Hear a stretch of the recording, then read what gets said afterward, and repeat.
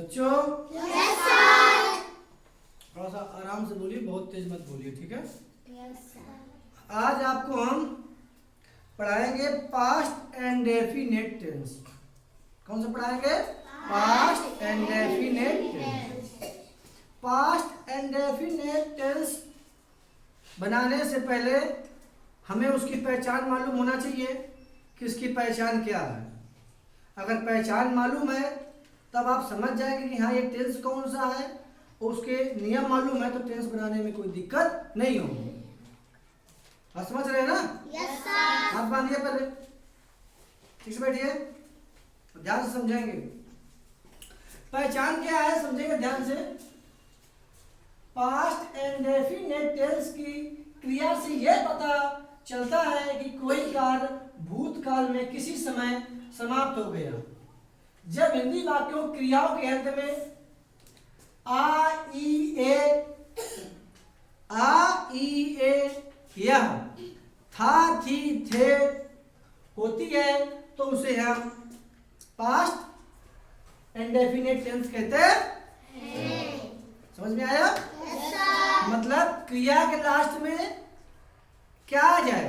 था थी थे, कुछ भी आ जाए ना, था थी थे या आ ई ए, इसमें से कुछ भी आ जाए तो टेंस आपका पास्ट एंड डेफिनेट टेंस है, ठीक है।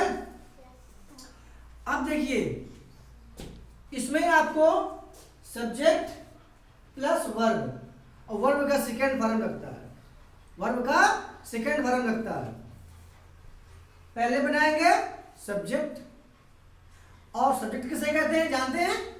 जो काम करता है, हम, तुम, वह, यही लोग काम करते हैं ना, या मैं या तुम, यही काम करते हैं ना, तो इन्हें हम सब्जेक्ट कहते हैं। क्या कहते हैं? सब्जेक्ट कहते हैं, यानी कर्ता, ठीक है। और इनके द्वारा जो किया जाता है, इनके द्वारा जो किया जाता है उसे हम वर्ब कहते हैं। वर्ब क्या है? वर्ब है आपका खाना, पीना, उठना, बैठना, रोना, आना, जाना, ये सब क्या है? वर्ब है। क्या है? वर्ब, ठीक है। तो एक हम एग्जाम्पल के लिए आपको टेंस बता रहे हैं। जैसे मैं गया, टेंस क्या लिखा है? मैं गया, तो लास्ट में यह आया है, आया है ना? जब लास्ट में यह आया है तो मुझे मालूम चल गया कि पास्ट इंडेफिनिट टेंस है।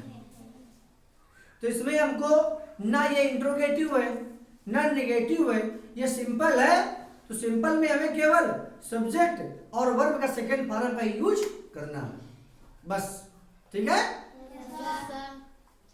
और ये तो सभी लोग जानते हैं, आई माने मैं, वी माने हम, यू माने तुम, दे माने वे, सी माने वह स्त्री के लिए, ही माने वह पुरुष के लिए, इट माने वह निर्जीव के लिए।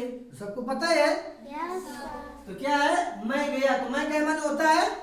आई। और गया यानी जाना का होता है गो, वेंट, गॉन। गो हुआ फर्स्ट फॉर्म, वेंट हुआ सेकेंड फॉर्म, और गॉन हुआ थर्ड फॉर्म, ठीक है। तो सेकेंड लगाना है तो आई वेंट बन गया। कोई दिक्कत हुई नहीं? अगला देखो, इसी में मैं गया था, अगर टेंस आ जाए मैं गया था तो बड़बड़ा मत जाना, परेशान मत होना कोई भी कि उसमें या आया था, इसमें था थी आया, तो टेंस बदल गया है ना, याद रखना।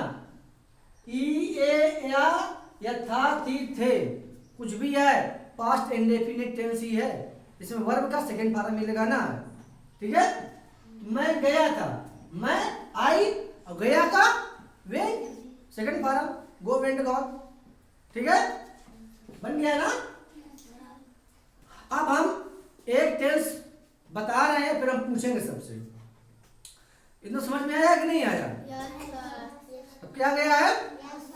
अब ध्यान देंगे। सीता आई, सीता आई, सीता क्या है, सब्जेक्ट है या वर्ब है? सीता सब्जेक्ट है। क्या है? सब्जेक्ट है। क्यों? सीता ही तो काम कर रही है ना कुछ। किसी के नाम, हम, तुम, वह, मैं, ये सब सब्जेक्ट ही हैं। तो सीता तुम्हारी सब्जेक्ट हुई, तो लिखेंगे हम सीता।